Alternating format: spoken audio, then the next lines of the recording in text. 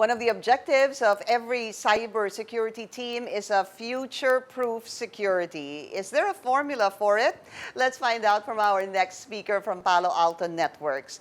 In his current role at Palo Alto, he helps to develop innovative solutions, threat prevention strategies, and risk management frameworks for business executives, as well as the wider cybersecurity community. With over 20 years of dedicated cybersecurity experience, he has led global security departments for Fortune 100 companies, deploying defense in-depth capabilities to thwart advanced attacks.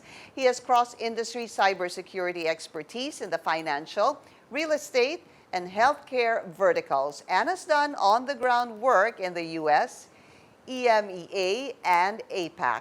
He is also instrumental in developing governance policies and risk frameworks to meet regulatory compliance requirements. The Field Chief Information Security Officer for Asia Pacific of Palo Alto Networks, Mr. Ian Lim.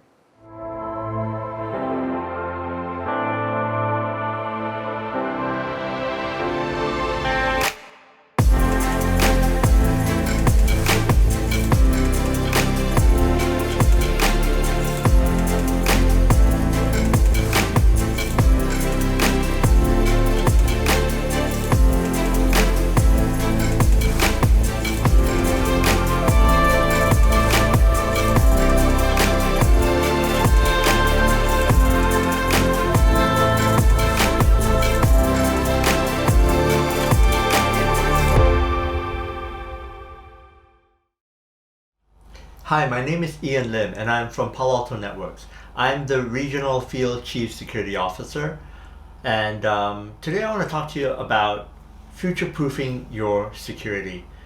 The title of this conference is The Great Shift, and I'm sure many of you have attended the earlier sessions that talked about the great shift to remote workforce, the great shift into cloud capabilities. So I'm not going to expand too much on that. I'm sure you guys have heard enough. But I want to introduce, possibly a new concept to you in terms of where we're moving towards. And it's the concept of Web 3.0. Some of you might know the terminology. For those of you who don't, Web 3.0, well, let's start you off with the journey, right? Web 1.0 is basically, it started in the 80s, 90s, where the web was an information highway. We interact with the web using a computer screen, and we really go to the internet to get information. Web 2.0, which is pretty much where we are at today, is really the internet becoming a platform for transactions and a platform for social interaction. So this is the growth of all the social networking that all of us have been doing, and absolutely the growth of e-commerce. And as far as how we interface with the web, yes, we still use the laptops and the computers, but mostly a lot of us are using mobile devices. We look at the screen, we transact, we do fintech banking, etc., etc. That's Web 2.0. Web 3.0, some of them call it the semantic web, some of them call it the spatial web. Let me break that down to you. So, as I've said before, Web 1.0, you interact with computers. Web 2.0, you interact with mobile phones. And Web 3.0, we start to interact with the things around us. Some of you have that experience. You interact with, your smart home and say, turn on the lights, or, play something for me. You interact with your watch. And some of you have smart cars. You interact with your cars. You interact with your homes. So the interaction that we have with Web 3.0 is not going to be limited to screens, but to things that are attached to us. And that's really blurring the line between the digital world and the physical world.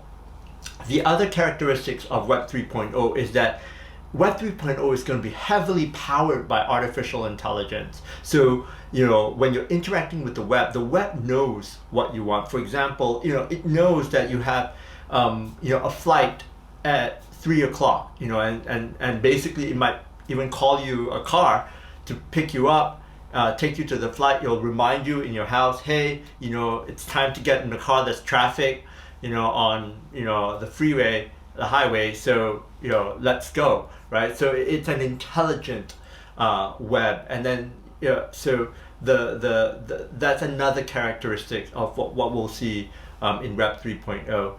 And why am I talking to you about Web 3.0? I'm talking to you because I think that it is kind of the evolution of where we're going. And when you see that the digital world and the physical world are really collapsing, the cybersecurity impact is going to be so great, right?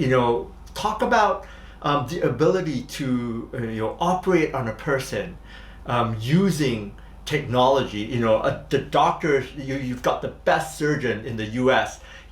Operating on someone you love in the Philippines through the internet, through remote capabilities, right? That's another evolution of the Web 3.0. And any disruption to these powerful, interconnected, smart things is going to mean a huge impact, to you and your society. Which is why today I'm here to talk to you really about, how do you future-proof your security? Because a lot of the security we're building today, right, it's going to carry us into Web 3.0. It's an eventuality. And so we need to start thinking about paradigms and capabilities that would be able to withstand the test of the next great shift, right? So that was my intro, and let's get into it. So I entitled my topic today, Zero Trust plus Platform equals Future Proof. Zero Trust plus Platform equals Future Proof. Let's go ahead and break that down. Let's start with Zero Trust and talk about why is it important today. I think it's important because we live in an old security paradigm where we think about security in terms of parameters. So, there's an untrusted zone and a trusted zone. And what we found, definitely over the past year, is that a lot of the compromises are actually happening in the trusted zones. So for example, the SolarWinds attack, right? It's a trusted piece of software. Kaseya as well. It's a trusted piece of software, we put into our environment, and our environment's breached by the fact that we've implicitly trusted software to be fine and to be good. We've got other instances of ransomware where an account is compromised, a single account, privileged account is compromised, and that account is used to go through your environment. Same thing with third parties. So the reason why these compromises can happen, it's because we authenticate once, we put a check in there, and once that check is passed, we allow that account, that API, that service, that digital asset to move freely. And that trust or the reliance on implicit trust, if you will, is essentially one of the main causes of why we're dealing with the breaches of today. And so how do we encounter that? How do we counter that? Right? And the answer is zero trust. And the idea of zero trust is that every digital interaction, especially if they're important and consequential to your organization, has to be continuously validated. Has to be continuously validated. So I give you an example. Once you authenticate a person and the person's in your environment, that's not enough. That's perimeter trust, right? Through a gating mechanism they're in. But you continuously monitor what they're doing so that if they're doing anything out of the ordinary, if you are able to baseline what the normal behavior is, and then when they're doing abnormal behavior, like for example, logging into a server or a host that they've never logged in before, that is anomalous behavior. And that at that point, you definitely, in a zero trust model, challenge, if you're able to re-authenticate or dynamically challenge your authentication, you do that. If not, you want to be able to notify your SOC team that, hey, this is happening and this doesn't look right. Same thing with API transactions. In the fintech world today, in the banking world in general, FSI, there's a lot of interactions with API, and there is a way to baseline normal API behavior and to flag abnormal behavior. This continuous validation is the strategy that we want security leaders like you guys to start thinking about, and start adopting. When you design your remote access network, when you design your next application, when you design your SD-WAN, start to think about how do I apply a zero trust paradigm and a zero trust principle against that architecture, and that's key. So we've talked about zero trust. Let's talk about the second portion of that equation, which is platform, and really illustrate why platform is important.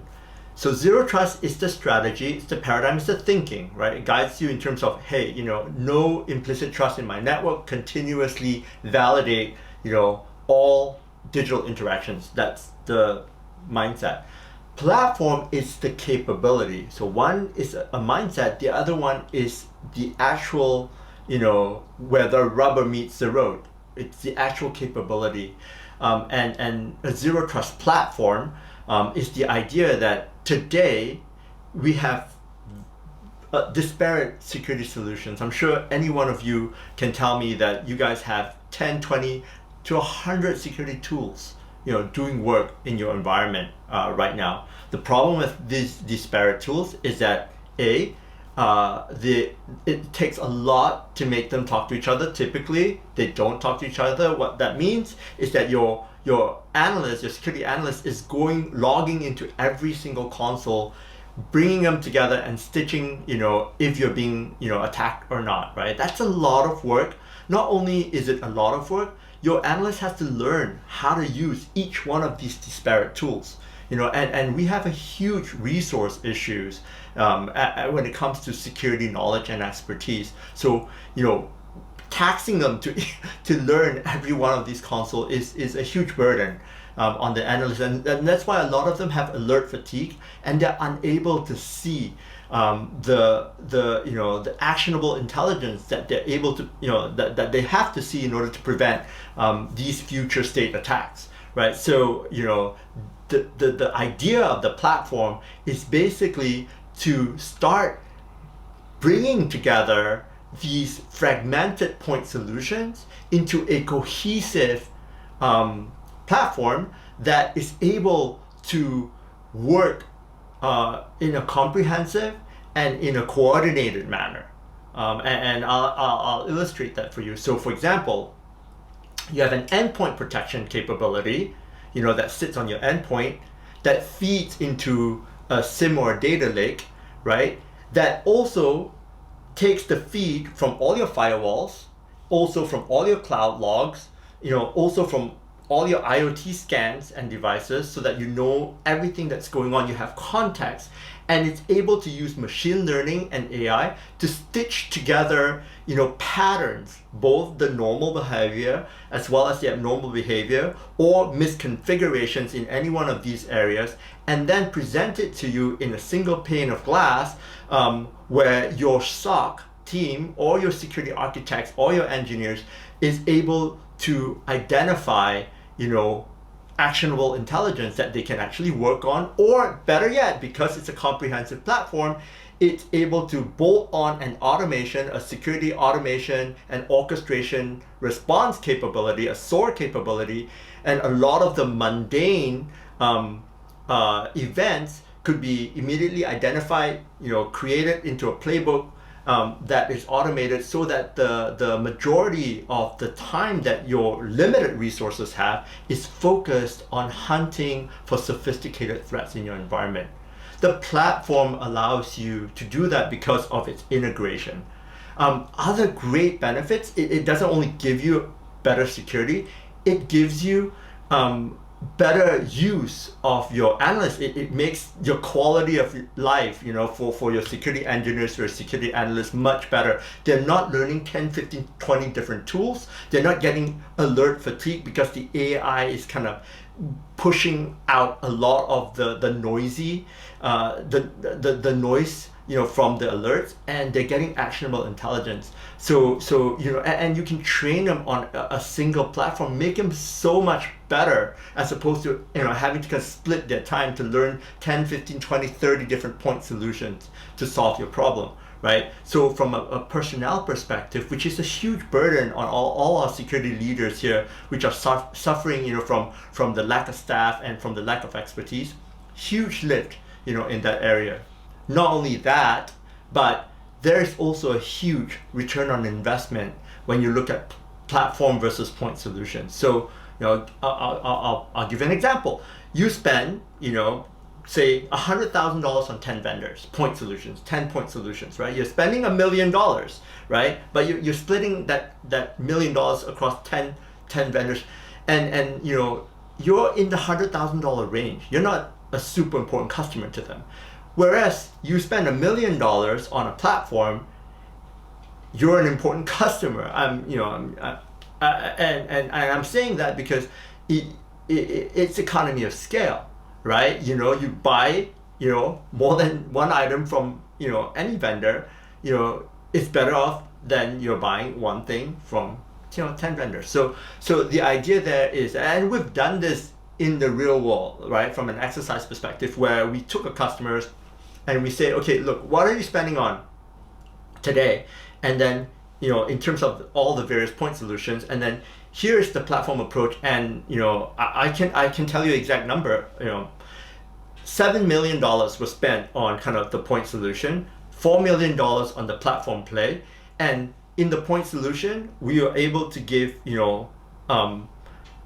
basically apples to apples capability from the point solution for the $4 million. So in the $3 million savings, we're able to give apples to apples capabilities and some. We're able to give SOAR and orchestration capability where in the point solution they didn't have before for the same price. So not only are you saving the $3 million for this particular customer, but you're getting more capabilities.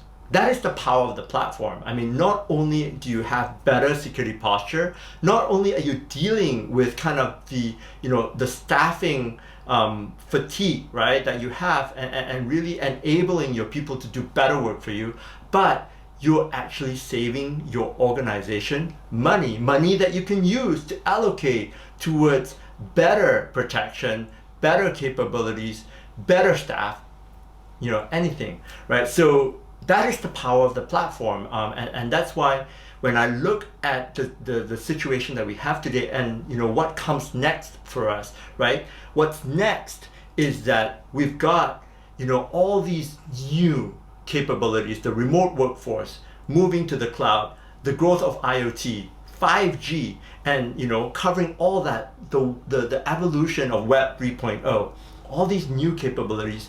And then from a pain point perspective, we've got staffing concerns, we've got budget limitations, we've got the complexity of disparate point solutions and the ability to stitch all those things together, which is why I came up with the concept that zero trust, the mindset and the strategy to not have implicit trust in your environment, plus platform, bringing together a cohesive defense in depth capability to your environment equals to future proof.